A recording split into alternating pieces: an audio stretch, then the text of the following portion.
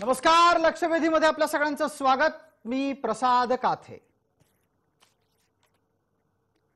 राष्ट्रवादी काँग्रेसचा दुसरा मंत्री हा ईडीच्या ताब्यात आहे। ईडीनं अटक केलेली आहे। राष्ट्रवादी काँग्रेसचे मंत्री नवाब मलिक यांना न्यायालयीन प्रक्रियेच्या नंतर भविष्यातल्या कारवाईच्यासाठी सामोरं जावं लागणार आहे। पीएमएलए अर्थात मनी लॉन्ड्रिंग, सोप्या शब्दांमध्ये आर्थिक गैरव्यवहार या आरोपांच्या खाली त्यांना अटक करण्यात आली आहे। आजच्या दिवशी दुपारी 2:15 वाजता अधिकृतरित्या नवाब मलिक यांना अटक करण्यात आली। तत्पूर्वी दिवसाची सुरुवात होण्याआधी, सूर्य उगवायच्या आधी ईडीच्या पथकानं त्यांना घरातून ताब्यात घेतलं आणि अधिक चौकशीच्यासाठी नवाब मलिक यांना ईडीच्या कार्यालयात आणण्यात आलं। नवाब मलिक यांना तिथे अनेक प्रश्नांना सामोरं जावं लागलं, मात्र त्यातून समाधानकारक उत्तर मिळत नसल्यानं अटक दाखवण्यात आली। ही सर्व कायदेशीर प्रक्रिया पार पाडली जात असताना राष्ट्रवादीच्या कार्यकर्त्यांनी ईडीच्या कार्यालयाच्या बाहेर आंदोलन करत ही संपूर्ण प्रक्रिया ही सूडबुद्धीनं असं सांगण्याचा प्रयत्न केला।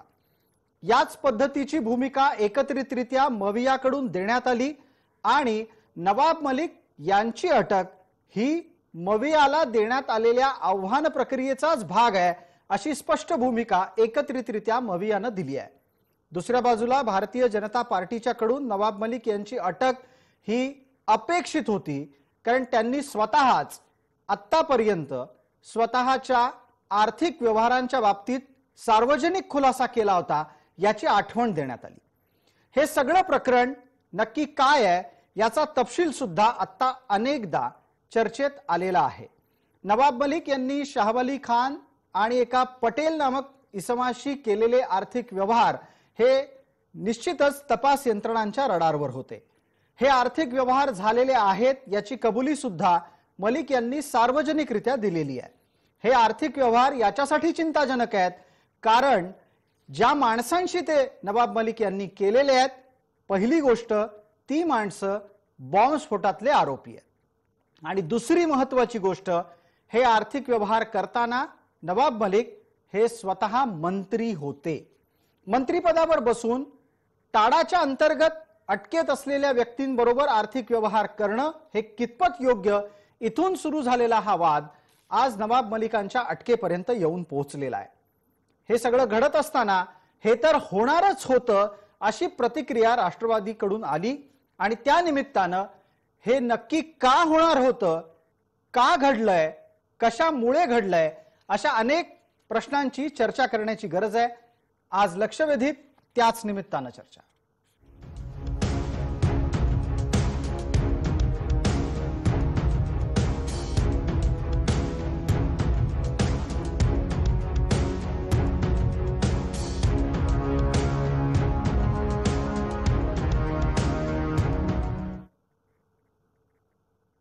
या चर्चेत आपल्याबरोबर सहभागी होणाऱ्या मान्यवरांचा आपल्याला पटकन परिचय करून देतो। आपल्या सोबत राष्ट्रवादी काँग्रेसच्याकडून प्रवक्ता उमेश पाटील आहेत, भारतीय जनता पार्टीच्याकडून गणेश खंडकर आहेत, राजकीय विश्लेषक या नात्यानं आपल्यासोबत दोन मंडळी आहेत, संजयजी ठाकूर आहेत आणि जयंतराव वाईनकर आहेत। माझा पहिला प्रश्न राजकीय विश्लेषक या नात्यानं संजयजी ठाकूर यांना आहे। संजयजी, ज्या पद्धतीने राष्ट्रवादी काँग्रेसच्याकडून एका वाक्याची अत्यंत महत्त्वाची प्रतिक्रिया आहे की हे तर होणारच होतं, याचा अर्थ ही सगळी कारवाई ही राजकीय हेतून प्रेरित आहे, हे अधोरेखित करण्यासाठी हे वाक्य वापरलं गेलंय का? ही कारवाई खरोखरच राजकीय हेतून प्रेरित आहे की यामागे नवाब मलिकांनी खुलेआम स्वतःच्या आर्थिक व्यवहारांची आणि त्यात सुद्धा अतिरेक्यांसोबत असलेल्या आर्थिक व्यवहारांची दिलेली कबुली हे प्रमुख कारण आहे? देखिए, ऐसा है कि इस महाविकास आघाड़ी सरकार के मंत्री जिस तरह से भ्रष्टाचार में लिप्त पाए जा रहे हैं, इसके पहले भी महाराष्ट्र के गृह मंत्री, महाविकास आघाड़ी सरकार के गृह मंत्री अनिल देशमुख जी, जिस मामले में पुलिस का विभत्स सामने आया, जिस तरह से पुलिस का दुरुपयोग करके वसूली हो रही थी, उसके बाद अब इसी महाविकास आघाड़ी के दूसरे मंत्री जिनमें बहुत गंभीर आरोप हैं कि जिन लोगों के बम ब्लास्ट से संबंध है उन लोगों से इन्होंने आर्थिक व्यवहार किया है, अगर इस तरह की चीजें सामने आती हैं तो फिर क्या कहा जाए कि क्योंकि वो सरकार में है इसलिए उनके ऊपर एजेंसियों ने नहीं करनी चाहिए क्या? और अगर एजेंसी कार्रवाई करेंगी तो क्या आप उन पे ये कह के हाथ धो लेंगे कि ये टारगेट काम हो रहा है, टारगेटेड काम हो रहा है? ऐसा नहीं हो सकता है। जब देश की एजेंसियां, जहां पे ईडी, सीबीआई, एनआईए जैसी एजेंसियां काम कर रही हैं, उस स्थिति में एजेंसियों के खिलाफ भी प्रश्न चिन्ह खड़ा कर दें अपनी सरकार को डिपेंड करने के लिए, ये जिनके खिलाफ ये काम हो रहा है वो अवश्य कर सकते हैं, लेकिन लोक दृष्टि से, सामाजिक दृष्टि से और आम लोगों के ध्यान में रखते हुए इस तरह से एजेंसीज की बदनामी करना ठीक नहीं है। जो भी है, अभी तक तो बहुत कुछ पता नहीं है, एजेंसीज ने उनको पकड़ा है, एजेंसीज ने उनको अदालत लेके गए हैं, जो भी चीजें हैं आने वाले समय में। लेकिन मैं इतना निश्चित कह सकता हूं की बिना तथ्य के केंद्रीय एजेंसियां इस तरह का काम नहीं करती। ठीक आहे, पटकन उमेश पाटील आपली प्रतिक्रिया अपेक्षित करतो। आतापर्यंत मांडली गेलेली भूमिका आपल्यापर्यंत पोहोचली असेल। एक महत्त्वाचा मुद्दा त्याच्यामध्ये असा आहे, जो संजय ठाकूर यांच्याकडून सांगण्यात आला की आपण सत्तेत आहात याचा अर्थ तपास यंत्रणांनी आपल्या विरोधात कारवाई करू नये अशी राष्ट्रवादीची भावना आहे का? असं कोण म्हणाल? सत्तेत असला काय नसला काय, जे दोषी असतील त्याच्या विरोधामध्ये ईडी असेल, सीबीआय असेल, महाराष्ट्र पोलीस असेल, न्यायाधीश असतील, कुठली जी एजन्सी असेल त्या एजन्सीनं, स्टेट असो केंद्रीय असो, जे दोषी असतील त्याच्यावर त्यांनी निपक्षपातीपणाने कारवाई करण्याच्या करता, ऍक्शन घेण्याच्या करता ह्या सर्व संस्था आहेत। आरोप हा आहे की नवाब मलिक यांनी भारतीय जनता पार्टीच्या नेत्यांवर ज्या पद्धतीने गंभीर आरोप केले, पुराव्यानिशी केले आणि त्यामुळे नवाब मलिक यांना टार्गेट करून आताची ही कारवाई झालेली आहे, ही सूडबुद्धीने झालेली आहे। ईडी जर निपक्षपाती असेल तर ईडीने तशीच कारवाई नारायण राणेंवरही केली पाहिजे, तशीच कारवाई विजयकुमार गावितांवरही केली पाहिजे, तशीच कारवाई बबनराव पाचपुते यांच्यावरही केली पाहिजे। ईडी ही जी कारवाई करते ती कारवाई ही पॉलिटिकल इंटरेस्ट घेऊन किंवा पॉलिटिकल इंटेन्शनने केली जाते असं म्हणण्याला अनेक असे आधार आहेत। जर आज अशा पद्धतीचं प्रेझेंटेशन झालेलं आहे की नवाब मलिक यांनी एक जमीन खरेदी बॉम्बस्फोट मधल्या एका आरोपीकडनं केली असा त्या ईडीने आणि त्याच्यामध्ये मनी लॉन्ड्रिंगचा प्रकार झाला आणि म्हणून ती ईडीची कारवाई आहे असं त्यांच्या अरेस्ट वॉरंटमध्ये सांगण्यात आलेलं आहे किंवा तशी चर्चा देखील आता आपण सगळेजण करतोय। मला आता एक प्रश्न आता पडलाय की आरके डेव्हलपर्स, आता भारतीय जनता पार्टीचे प्रवक्ते हे आहेत, त्यांच्याकडे काही रेकॉर्ड असेल, आरके डेव्हलपर्स या कंपनीकडून भारतीय जनता पार्टीने 10 कोटी रुपयाची देणगी स्वीकारली। ही कधी स्वीकारली? ज्या वेळेला आरके डेव्हलपर्सला ईडीची नोटीस गेली। ईडीची नोटीस कधी गेली आरके डेव्हलपर्सला आणि कशासाठी गेली? कारण आरके डेव्हलपर्स ही इक्बाल मिर्ची किंवा इक्बाल मेमन हा 1993 मधला बॉम्बस्फोटामधला एक प्रमुख आरोपी, त्याची मालमत्तेची विक्री करणारी मध्यस्थ कंपनी होती आणि त्यामध्ये हे दहशतवादीच्या संबंधित असलेल्या आरोपीच्या मालमत्ताची विक्री करणारी ही आरके डेव्हलपर्स कंपनी आणि म्हणून ती तसा व्यवहार करते म्हणून ईडीची नोटीस पाठवली आणि मग आरके डेव्हलपर्सनी भारतीय जनता पार्टीला 10 कोटी रुपयाची देणगी दिली। हेच आरके डेव्हलपर्स जे आहेत हे जोडीला दर्शन म्हणून एक कंपनी आहे अजून एक, त्या दर्शन डेव्हलपर्स याच्या बरोबर असलेली असोसिएट कंपनी। आरके डेव्हलपर्स आणि दर्शन डेव्हलपर्स मध्ये असलेले डायरेक्टर सेम आहेत। त्याच्यामध्ये वाधवान, आरके वाधवान जो डीएचएफएल फायनान्स या कंपनीचा जो मालक आहे तो डीएचएफएल, ज्यांनी 33,000 कोटी रुपयाचा मनी लॉन्ड्रिंगचा घोटाळा केला आणि त्याला अटक देखील झाली। तर हा जो डीएचएफएल कंपनीच्या ज्या 2 सेल कंपन्या आहेत या 2 सेल कंपन्यांकडून सुद्धा भाजपने 2.5 कोटी रुपये आणि 7.5 कोटी रुपयाच्या देणग्या स्वीकारल्या, ज्या इलेक्शन कमिशनच्या रेकॉर्डवर आहेत। मग ह्याची सगळ्याची जी लिंक आहे ती इक्बाल मिर्ची बरोबर आहे, इक्बाल मेमन बरोबर आहे। या डीएचएफएल कंपनीने दुबईला दाऊद इब्राहिमला 2.5 कोटी रुपये दिल्याच्या संदर्भातली चौकशी देखील ईडीमध्ये आहे, तसं त्या ईडीच्या चौकशी पत्रामध्ये आहे। मग थेटपणे दाऊद इब्राहिमला भारतातले पैसे हवालाच्या माध्यमातून देण्याचा आरोप असलेल्या डीएचएफएलच्या सेल कंपन्यांच्या बरोबर किंवा त्यांच्याकडून भारतीय जनता पार्टी देणग्या स्वीकारते, हे ऑन ऑफिशियल रेकॉर्डवर आहे। आणि मग ईडीला जर कारवाईची करायची असेल नवाब मलिकांच्यावर केली असेल, जर चुकले असतील नवाब मलिक तर ती कारवाई आम्ही समर्थन करू त्याचं, पण तुम्ही सिलेक्टिव्हली करताय। भाजपच्या त्यावेळेच्या अध्यक्षाला अरेस्ट केली पाहिजे ईडीने, त्यांच्या कार्यालयाला सील ठोकलं पाहिजे, त्यावेळेची कागदपत्र ताब्यात घेतली पाहिजे। ईडी काय भाजपच्या घरची काय त्यांच्या दावणीला बांधलेली आहे का? उमेश असेल, सीबीआय आपण सगळा तपशील दिलात आणि त्याद्वारे असं म्हणालात की काही अवांछित तत्व अपराधी व्यक्तींच्याकडून भारतीय जनता पार्टीनं देणग्या स्वीकारलेल्या आहेत. मला एक प्रश्न आपल्याला छोटासा उपप्रश्न विचारायचा आहे आणि या निमित्तानं गणेश खंडकर या संपूर्ण आरोपांचं पक्षीय पातळीवरचं उत्तर देतील.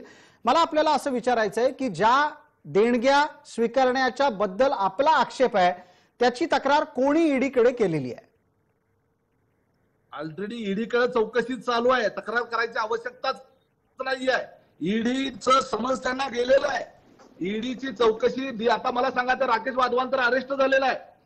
33,000 कोटी रुपयाचा हा सगळा पूर्णपणे व्यवहार मध्यंतरी आपण पण दाखवलं सगळ्या चॅनलला. 20 कोटी रुपये त्याच्या अकाउंटवरून बीजेपीच्या अकाउंटवर गेलेले आहेत. हा वाधवान जो आहे याचीच कंपनी जी आहे ती इक्बाल मिर्चीच्या प्रॉपर्टीची विक्री करण्याकरताची मध्यस्थ कंपनी म्हणून डील करत होती. अजून कुठला रिलेशन पाहिजे याच्यावरचा एक तपशील संजयजी ठाकूर आपल्याला देऊ इच्छित आहेत. त्यांचं एक आपण ऐकूयात पटकन एका मिनिटासाठी. म्हणजे असं आहे की त्यामध्ये देणगी घेतलं दिलं ते वेगळी गोष्ट आहे, पण जेव्हा त्यांच्या विरुद्ध कंप्लेंट झाली एजन्सीनी कारवाई केली आहे आणि दोघे डायरेक्टर आतमध्ये आहेत. काय म्हणजे त्यांच्यावर कारवाई नाही केली का या सरकारने? असं नाहीये. जेव्हा तुम्ही डिफेंड करता डिफेंड करताना तुम्ही प्रॉपर आर्ग्युमेंट दिलं पाहिजे.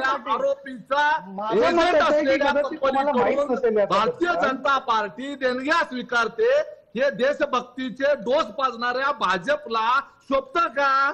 याच्यावरचे राजकीय उत्तर लागेल आपल्याला. गणेश खंडकर आहेत आपल्या बरोबर. कंपनी होती, ऐका जरा, जी कंपनी होती ती AAA रेटिंगची कंपनी होती. जोपर्यंत कोणाच्या विरुद्ध कारवाई होत नाही आणि त्यांच्या विरुद्ध जांच होत नाही तेव्हापर्यंत कसं माहित पडेल कोणाला कुठं संबंध? बरोबर आहे, हे तुमचं म्हणणं रास्त आहे. तसंच आहे, नवाब मलिक यांनी ज्याच्याकडून त्या पॉवर ऑफ अटॉर्नी होल्डर कडून जी काही प्रॉपर्टी घेतली त्यांना बॉम्बस्फोटाच्या खटल्यामध्ये तोपर्यंत दोषी ठरवलेलं नव्हतं. तोपर्यंत ते फक्त आरोपी होते. आरोपी कधी झाले? त्याच्यानंतर 2 वर्षांनी त्यांच्यावर आरोप होण्याच्या अगोदर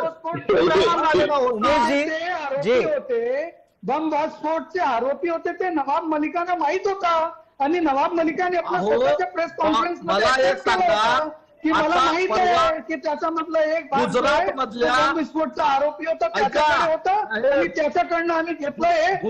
स्वीकारोक्ती होती नवाब मलिकांची पाटील. गुजरातमध्ये आता जे बॉम्बस्फोटाच्या संदर्भामध्ये काही 37 का काही 47 लोकांना फाशी दिली, त्याच्यामध्ये काही 25-26 लोकांना निर्दोष सोडलं. मग जे निर्दोष सोडले ते आजपर्यंत आरोपी होते म्हणून त्यांच्यावर कायम शिक्का मारायचा का कपाळावर बॉम्बस्फोटाचे आरोपी म्हणून? एक मिनिट उमेशजी, उमेशजी एक आपल्याला सोपा प्रश्न विचारतो. आपल्याला भारतीय जनता पार्टीच्या विरोधात तुम्ही केलेल्या विविध आरोपांचं उत्तरही घ्यायचं आहे. आपण असं धरून चालू एका क्षणासाठी की उमेश पाटील हे मंत्री आहेत. उमेश पाटलांना माहिती आहे की व्यक्ती हा बॉम्बस्फोटातला आरोपी आहे. उमेश पाटील बॉम्बस्फोटातल्या आरोपी बरोबर आर्थिक व्यवहार करतील का?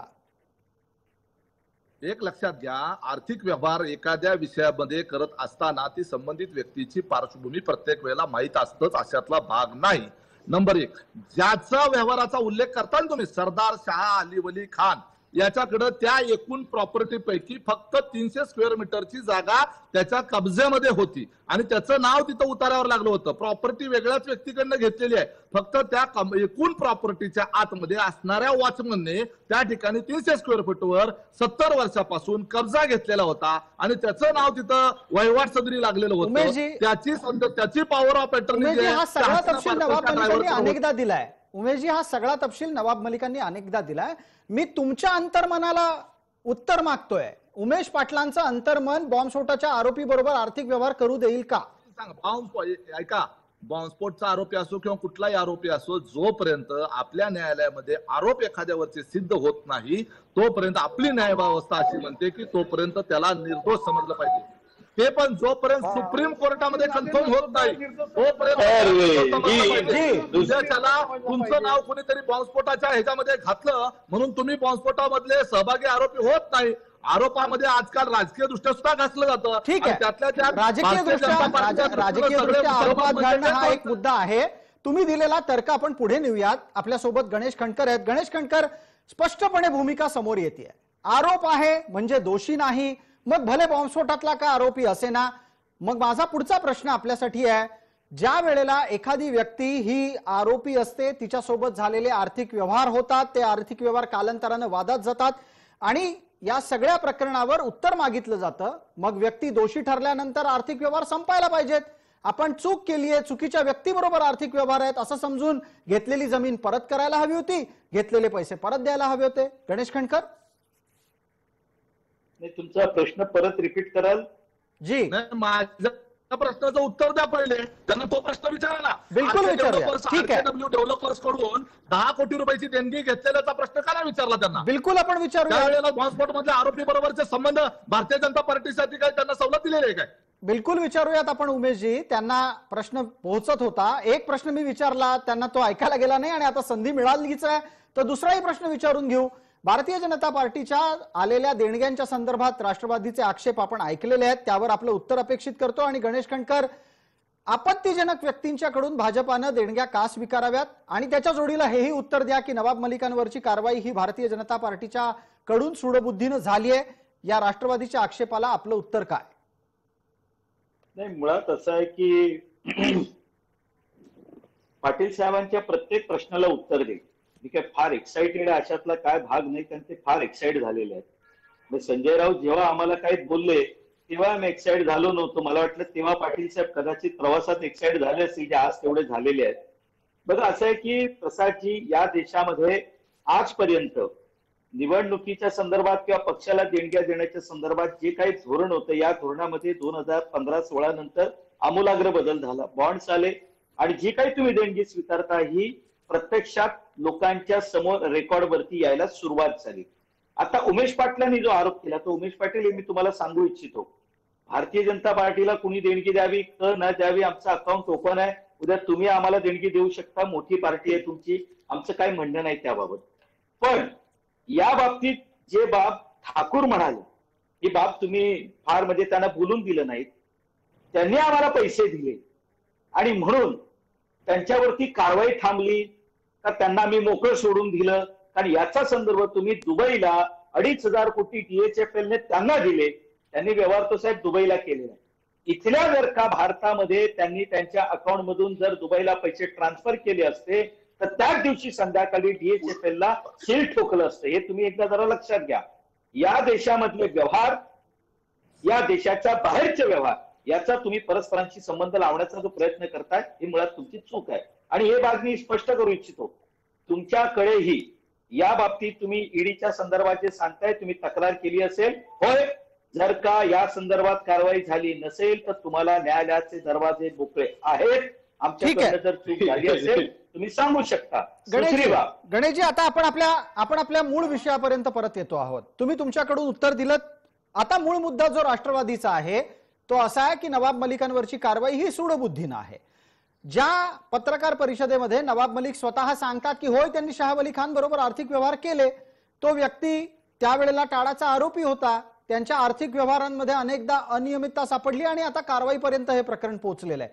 हे प्रकरण कारवाईपर्यंत महत्वाचा एक टप्पा गाळला जातोय चर्चेत, तो लक्षात आणून देतो आणि तो आहे इक्बाल कासकरची अटक. इक्बाल कासकरच्या कडूनही मोठ्या प्रमाणात तपशील समोर आलाय, तपास यंत्रणांच्या हातात आलाय. हे सगळं घडत असल्यानंतर सुद्धा यामागचा राजकीय हेतू अधोरेखित केला जातोय, त्यावरचं आपलं उत्तर. गणेश खंडकर, मी प्रसादजी तुम्हाला हेच सांगत होतो की या नवाब मलिकांना ज्या वेळेला अटक झाली, बघा हा घटनाक्रम मी तुम्हाला सांगतो. यापूर्वी ज्या वेळेला नवाब मलिक समीर वानखेडेंवरती आरोप करत होते त्यावेळेला या चर्चेमध्ये आठवत असेल तर कदाचित उमेश पाटील असतील नसतील माहिती नाही, मी बाप म्हणालो होतो, नवाब मलिक हे समीर वानखेडेंवर आरोप करतायत, या आरोपाची सत्यता वेगळी आहे जी कधी ना कधी बाहेर येईल. का नवाब मलिक दाखवतायत एक आणि करतायत दुसरं, कारण ते अडचणीत आलेले आहेत. नाही, पण गणेश खंडकर, हा जो राजकीय सूडबुद्धीचा आरोप आहे तो का होतो वारंवार? राज्यातल्या सरकारच्या कडून हा आरोप भारतीय जनता पार्टीवर का होतो, याचं स्पष्ट उत्तर काय आहे? नाही, यात राजकीय सूडबुद्धीचा विषय काय आहे? मग मला एक सांगा, एका वाक्यामध्ये दाऊद इब्राहिमच्या कुटुंबियांवरती, कासकर कुटुंबियांवरती ईडीची चौकशी झाली, त्यांच्यावर धाडी पडल्या, त्यांच्या संदर्भात जे इनपुट मिळाल्यानंतर मग त्याला काय राष्ट्रवादी म्हणणार आहे का ही सूडबुद्धीने केलेली कारवाई आहे? कसलं समर्थन करणार? ज्या वेळेला पहिल्यांदा शाह वली खान आणि नवाब मलिकचा संबंध आला त्या दिवशीची नवाब मलिकांची जर प्रेस कॉन्फरन्स पाहिली तर त्यांनी या संदर्भात स्पष्टपणे कबुली दिली. अर्थात कबुली न देऊन करणार काय, त्याचे डॉक्युमेंटच लोकांच्या हातामध्ये होते. दुसरी बाब, हा व्यवहार होत असताना लक्षात घ्या, हा व्यवहार होत असताना नवाब मलिकांनी जे त्यावेळेचे व्यवहार केले हे व्यवहार ईडीच्या प्रकरणातून तो सुटले नाहीत.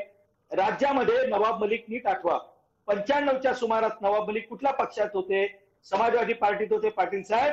आणि त्या समाजवादी पार्टीचे मुंबईचे अध्यक्ष दाऊद इब्राहिमच्या पार्टीमध्ये स्वतः बसून त्यांच्या 4थ्या क्रमांकाच्या सीटवर बसले होते. याची क्लिप त्यावेळेच्या चॅनल्सनी लाईव्ह दाखवली होती.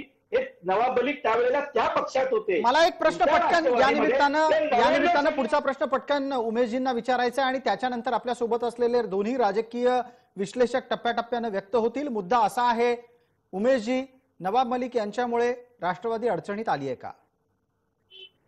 अजिबात नाही. नवाब मलिक यांच्या पाठीशी राष्ट्रवादी काँग्रेस पार्टी भक्कमपणे उभी राहणार. आम्ही मगाशीच सांगितले की आम्ही याच्यामध्ये झुकणार नाही आहे आणि नवाब मलिक पण झुकणार नाही. आणि भारतीय जनता पार्टीचे दमनशैलीला आम्ही सडेतोडपणे उत्तर देऊ. आता जे कणखर साहेब जे सांगत होते की आम्हाला देणग्या कुणी द्याव्या, आम्ही जरी दिली तरी आम्ही ती स्वीकारणार. बॉम्बस्फोटामधल्या आरोपीशी संबंधित असलेल्या कंपनीकडून भारतीय जनता पार्टी सारख्या पक्षांनी ते देशप्रेमाचे एवढे सांगतात कौतुक. परत तुम्ही तिकडेच चाला तुम्ही आता ऐकलं ना? परत तुम्ही, मी तुमच्या प्रश्नाचं उत्तर दिलं ना? ऐकलं ना? मग काय तुम्ही आमच्या देशप्रेमाबद्दल शंका घेऊ नका ना. आम्ही तुमच्या देशप्रेमाबद्दल शंका घेतली का पाटील साहेब? तुम्ही हा शब्द का वापरता? आम्ही तुमच्या देशप्रेमाबद्दल शंका नाही घेतली. जे चुकलेलं आहे, तुम्हाला नवाब मलिकांना पाठिंबा द्यायचा तुम्ही द्या, तो तुमचा विषय आहे. पण तुम्ही देशप्रेम आणि याच्याशी आता संबंध जोडू नका. आम्ही अजिबात कॉम्प्रोमाइज करणार नाही. ज्या दिवशी आमच्यावरती वाटेल त्या दिवशी तुम्ही द्याल शिक्षा आम्ही भोगू. हे सांगतो. गणेशजी, पटकन उमेशजींचं उत्तर पूर्ण करणं गरजेचं आहे. उमेशजी, आपण सांगत होतात आपण नवाब मलिकांच्या पाठीशी ठामपणे उभे राहणार आहात. हीच भूमिका राष्ट्रवादीची काही दिवसांपूर्वी अनिल देशमुखांच्या बाबतीत होती. आजही आता राष्ट्रवादी ही अनिल देशमुख आणि नवाब मलिक दोघांच्याही पाठीशी उभी राहणार आहे. हे लक्षात घ्या. माझं एकच मत आहे की आता कणखर साहेबांना कृपया विनंती आहे की मध्ये बोलू नका. ठीक आहे. प्रश्न आहे की बॉम्बस्फोटातल्या आरोपीकडून जमीन घेतल्याचा आरोप नवाब मलिकांवर, त्यांना ईडीने नोटीस पाठवायची, अरेस्ट करून घेऊन जायचं. बॉम्बस्फोटातल्या आरोपीशी संबंधित असलेल्या लोकांकडून देणग्या स्वीकारणाऱ्या भाजपला मोकळं का सोडायचं? त्यांच्या अध्यक्षाला का अरेस्ट करायची? आम्हाला कोणी देणग्या देऊ शकतो? मग आम्ही म्हणायचं का उद्या आम्ही कोणाकडून जमिनी खरेदी करू शकतो? काय तुम्ही जस्टिफिकेशन देता या गोष्टीचं? तुम्ही बॉम्बस्फोटातल्या आरोपीच्या लोकांकडून देणग्या स्वीकारणार? आम्ही बॉम्बस्फोटातल्या आरोपांनी आम्हाला देणगी द्यावी असं म्हणालेलं नाही. तुम्ही माझ्या म्हणण्याचा वेगळा अर्थ जोडताय. माझ्याकडे डॉक्युमेंट तुम्ही वेगळा अर्थ जोडताय. तुम्ही वेगळ्या बाजूला नेता उमेश पाटील. तुम्ही नवाब मलिकांचं समर्थन करा. तुम्ही मध्ये बोलू नका. वेगळ्या बाजूला नेताय. तुम्ही नवाब मलिकांचं समर्थन करा.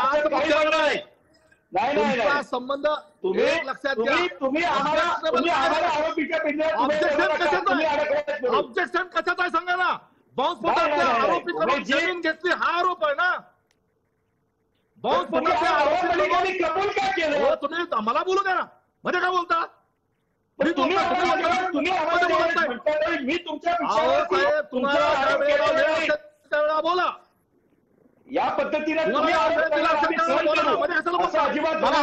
मला याच्यासाठी हस्तक्षेप करावा लागतोय कारण दोन्ही प्रवक्ते अशाच पद्धतीने बोलत राहिले तर मुद्दा पुढे सरकणार नाही. वारंवार उमेश पाटील ज्या एका मुद्द्याचा उल्लेख करतायत त्या मुद्द्यालाही आपण चर्चेत घेतोय आणि पटकन मला संजयजी ठाकूर यांच्याकडून एक उत्तर घ्यायचं आहे. त्यानंतर जयंतराव माइंडकरांना मी पटकन बोलतं करतो. संजयजी ठाकूर, हा कशा प्रकारचा बचाव आहे की आम्ही जेव्हा एखाद्या व्यक्तीशी जमिनीचा व्यवहार केला तेव्हा तो आरोपी होता, भारतीय जनता पार्टीच्या कडून ज्या वेळेला देणगी स्वीकारली गेली तेव्हा ती सुद्धा लोक आरोपी होते, कारवाई एकावर होतीये दुसऱ्यावर होत नाही. वस्तुस्थिती हे आहे का? ते बघा, पाटीलांची माहिती खूप कमी आहे. ज्यांच्याबद्दल पाटील बोलतायत ना, जेव्हा एजन्सी त्यांना त्यांचे पाठीमागे होती ते लोक कुठेतरी लपलेले लोणावळ्यामध्ये आणि लोणावळ्याला ते कर्जत जायच्यासाठी पोलिसनी स्पेशल पास बनवून त्यांना दिला होता. ते डिस्ट्रिक्ट कलेक्टरने मान्य केलं नाही कारण त्यांच्या सोबत खूप मोठा ताफा होता आणि ते ताफा बघून डिस्ट्रिक्ट कलेक्टरने परमिशन नाही दिलं आणि एजन्सीजला माहित पडाला आणि एजन्सीजना कर्जतला जाऊन त्या लोकांना गिरफ्तार केला आणि जो ऍडिशनल कमिशनर पोलीसच्या यांनी पास दिला होता त्याला टेम्पररी साईट पोस्टिंग दिली आणि 1 महिन्याचा आत त्याला पुन्हा कमिशनर केला. तर पाटीलांची माहिती नाही की जे स्वतःच्या पार्टीच्या विरोधात बोलतायत की नवाब मलिकला डिपेंड करतायत. त्यांना सांगा की जरा माहिती घेऊन बोला. पाटील तुम्हाला माहित नाहीये, पोलीस खात्याने त्याला परमिशन दिलेली आणि त्या परमिशनमुळे तिथे कर्जत पडले गेले आणि त्यानंतर तिथे एजन्सीजने जाऊन त्याला पकडून आणला आणि आज आतमध्ये आहेत त्यांना. ठीक आहे, काही आपण हे अधोरेखित करून पाहताय की एका घटनाक्रमामध्ये कारवाई झालेली आहे, तर दुसऱ्या घटनाक्रमामध्ये कारवाई झालेली असताना, सुरू झालेली असताना हा बचाव उभा करता येणार नाही. जयंतराव माइंडकर, पुढचा मुद्दा पटकन घेतो. राष्ट्रवादीचा दुसरा मंत्री हा ईडीच्या कोठडीत जाण्याच्या मार्गावर आहे. नवाब मलिकांची अटक ही ईडीनं 2:45 वाजता केलेली आहे. या निमित्तानं राष्ट्रवादीच्या समोरच्या अडचणी वाढतायत का? त्यांना तशी म्हणजे दुर्दैवाने असं म्हणायला लागेल की अगदी छगन भुजबळांच्या पासून ती दुर्दैवाने एक मालिका लावलेली आहे. छगन भुजबळ निर्दोष सुटलेले आहे. अनिल देशमुखांच्यावर एवढ्या आरोपांच्या फैरी झडलेल्या असतील, त्यातल्या किती बाहेर येतील ही गोष्ट वेगळी आणि काय काय त्यातनं निघेल हाही एक प्रश्नच आहे आणि तसाच हाही एक इश्यू आहे. मला जर आतापर्यंत 3 वक्ते जे बोलले त्यांच्याबरोबर 1-2 मुद्दे फक्त सांगितले तेवढं सांगू द्या प्लीज, कारण बराच वेळ गेलेला होता की हे तिघांच्या मध्ये असं दिसतंय की 2 विरुद्ध 1 असं होईल आणि मग मी चटकन मध्ये येऊन 2 विरुद्ध 2 मॅच ड्रॉ झाली असं होऊ नये म्हणून मी थोडंसं एक रॅशनल व्ह्यू घेऊन सांगतो आहे. माझं म्हणणं असं आहे की समजा नवाब मलिक हे केंद्र सरकारवर काही आरोप करत आहेत किंवा ते जे काही या आपल्या प्रकरणात समीर वानखेडे प्रकरणात त्यांनी काही आरोप केले ज्याच्यामध्ये ते आरोप डायरेक्ट समजा केंद्र सरकारवर होते. प्रश्न असा आहे की हे आरोप सुरू असताना काही दिवसांच्या आत जर केंद्राची कुठलीही एजन्सी, इन्कम टॅक्स असू दे, ईडी असू दे, आधीपासून त्याची चौकशी सुरू असू दे, पण केवळ ह्या आरोपांची जरा धार वाढल्यानंतर जर त्यांच्यावर कारवाई होत असेल तर एक कॉमन मॅन म्हणून, पत्रकार म्हणूनही आणि कॉमन मॅन म्हणूनही माझ्यासारख्याला हा प्रश्न पडेल की ही सूडबुद्धीने झालेली कारवाई आहे का? ही सूडबुद्धीने झालेली कारवाई याच्या आधीच्या एकसत्ताक जेव्हा जेव्हा राजपद्धती होती, जेव्हा जेव्हा भारतातलाही एखादा पंतप्रधान पॉवरफुल झालेला असेल तेव्हा झालेली नव्हती का असं मला प्रश्न विचाराल तर त्याचं उत्तर मी म्हणेन होय, तेव्हाही झालेली होती. तेव्हा झाली म्हणून आम्ही आत्ता करतो आहे हे म्हणणं संपूर्णपणे चूक आहे. तेव्हाचा मीडिया वेगळा होता, आताचा मीडिया. जयंतराव, एका तपशिलाची जोडणी यामध्ये गरजेची आहे आणि ती म्हणजे अशी आहे की आर्थिक व्यवहारांबाबत दिलेली कबुली. नवाब मलिक यांच्याकडून पत्रकार परिषदेमध्ये स्पष्टपणे शाह अली खानच्या बरोबर झालेल्या आर्थिक व्यवहारांची कबुली देण्यात आलेली होती. त्यानंतर या संपूर्ण प्रकरणाच्या तपासाला अधिक वेग आला. इक्बाल कासकरच्या अटकेनंतर प्रकरण एका निर्णायक वळणावर जाऊन पोहोचलं हे आपल्याला विसरता येणार नाही. पटकन पुढचा मुद्दा घेतो आणि त्यानिमित्तानं उमेश पाटील यांना बोलण्याची संधी देतोय. उमेशजी, हे सगळं प्रकरण उद्या कुठपर्यंत जाऊन पोहोचेल? काल नवाब मलिकांच्या आधी अनिल देशमुखांची अटक, आज नवाब मलिकांची अटक, उद्या काय? उद्या जे आहे ना, हे संपूर्ण देशामध्ये लोकशाही व्यवस्था आहे आणि लोक जे आहेत ते लोकशाही आपली जे आहे ना फार शहाणी आणि सजग अशी पद्धतीची लोकशाही. जिथं ज्या वेळेला उत्माद झाला, जसं आता माइंडकर म्हणाले की इंदिरा गांधीचा सुद्धा पराभव या देशातल्या जनतेने केलेला आहे आणि त्यांनाही शपथ घेतली. त्यामुळे हे जे सत्तेचा जो माज आणि मस्ती आलेली आहे ना, ही सगळी मस्ती ही सर्वसामान्य जनता ही उतरवल्याशिवाय राहणार नाही. अशा पद्धतीनं सूडबुद्धीचं राजकारण या देशामधल्या जनतेनं कधी खपवून घेतलेलं नाही, ही मगरुरी कधी खपवून घेतलेली नाही. राजकारण जे आहे ते ह्या देशामध्ये अनेक वर्षाच्या आपली स्वातंत्र्यानंतरची एक परंपरा आहे. विरोधक जरी असले तरी सुद्धा एक आब राखून, एक दर्जा राखून आणि विरोधकांचा सुद्धा सन्मान राखून, आणि विरोधक हे सुद्धा लोकशाहीमध्ये आवश्यक असलेला महत्वाचा घटक आहे.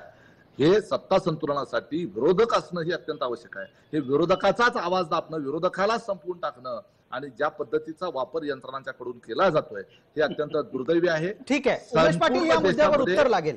उमेश पाटील, याच्यावर भारतीय जनता पार्टीचं उत्तर लागेल. वेळेची मर्यादा आहे आपल्याला. 2-3 महत्वाची वाक्य आली आहेत गणेश खंडकर, ती तुमच्या कानावर पडलेली असतील. पहिली महत्वाची गोष्ट, सत्ता संतुलनासाठी विरोधक असायला हवेत. दुसरं वाक्य, विरोधकांचा आब राखा. आणि तिसरं वाक्य, इंदिरा गांधींचा सुद्धा या देशात पराभव झालेला आहे। भारतीय जनता पार्टीला, चौथं वाक्य महत्वाचं, भारतीय जनता पार्टीच्या सत्तेचा माज आणि मस्ती कमी व्हायला हवी। 4 गोष्टी आहेत, 4 पैकी महत्वाचा मुद्दा आपल्या समोर ठेवतो तो असा आहे की सूडबुद्धीच्या कारवाईलाच या दृष्टीने या संपूर्ण प्रकरणाकडे बघायचंय का कायद्याचं राज्य स्थापित होण्याची ही प्रक्रिया आहे? प्रसादजी, मला वाटतं त्यांनी माज आणि हे जे शब्द वापरलेले आहेत, तो उमेशजी संजय राऊतांना आणि मुंबई महापालिकेत जे तुमचे सत्ताधारी मांडीला मांडी लावून बसलेत ना, त्यांना जाऊन सांगा। आम्ही रोज मुंबईमध्ये काय संघर्ष करतोय तर आम्हाला माहितीये, आम्ही असे शब्द वापरले नाही। ते जनता उतरवेल मुंबई महापालिकेत, आम्ही शब्द नाही वापरणार। आम्ही समोर तुमचा मुकाबला करणार नाही, आम्ही हे शब्द वापरणार नाही। दुसरा विषय, तुम्ही जे आम्हाला सांगताय ना पराभव होणार आहे, अहो उमेशजी, आम्ही एवढी वर्ष विरोधात काढली ना, आम्ही हे सगळं या गोष्टीची चिंता नाही करत हो, आम्ही कॉम्प्रोमाइज नाही केलं। इंदिरा गांधींनी देशात आणीबाणी लावल्यानंतर तुरुंगात जाणारे आम्हीच होतो ना, आम्हीच तुरुंगात गेलेलो होतो, पण त्यात काय कसलं घाबरायचं? दुसरी बाब जो तुम्ही सारखा उल्लेख करता ना उमेशजी, बघा असं आहे, 2 गोष्टी तुम्ही कायम जरा समजून घेतल्यात तर बरं होईल। या देशाची संसद चालते, या देशाच्या संसदेमध्ये चर्चा होते, ज्यांच्या मांडीला मांडी लावून बसतात ते तुमचे राजपुत्र त्या संसदेमध्ये भाषण करतात, उठतात, पंतप्रधानांना जाऊन मिठी मारतात, त्यांच्या खुर्चीवर परत जाऊन बसतात, ती मागे डोळा मारतात। अहो तिथे बाजू मांडायची असते, लोकांसमोर आपलं हसू करून घ्यायचं नसतं। तुम्हाला कोणी सांगितलं तुम्ही नाही बोलू शकत? या महाराष्ट्राचं अधिवेशन चालतं, तुम्ही 2 दिवस अधिवेशन चालवता, त्या लेजिस्लेटिव्ह बाबतीत तुम्ही म्हणता ना, तिथे का नाही तुम्ही बाजू मांडत? काय नाही चुकीच्या बाबतीत तुम्ही अधिवेशन पूर्ण वेळ चालून का नाही लोकांसमोर बोलायची हिंमत ठेवत? अहो अख्खा अधिवेशन ते आमचे विरोधी पक्ष नेते फडणवीस घेऊन जातात, ती सामान्य पत्रकारांची आणि जनतेची भावना आहे। ठीक आहे गणेश ठणकर, आपल्याला वेळेची मर्यादा आहे। राजकीय सूडबुद्धीनं झालेल्या आरोपाच्या एकूणात फैरींमध्ये आपण आपलं उत्तर दिलं। आता वेळ मर्यादेपोटी आपल्याला थांबवतो। धन्यवाद, आपण सर्व मान्यवर या चर्चेमध्ये सहभागी झालात त्यासाठी। लक्षवेधीमध्ये तूर्तास इतकंच। सर्व प्रेक्षकांना जय महाराष्ट्र।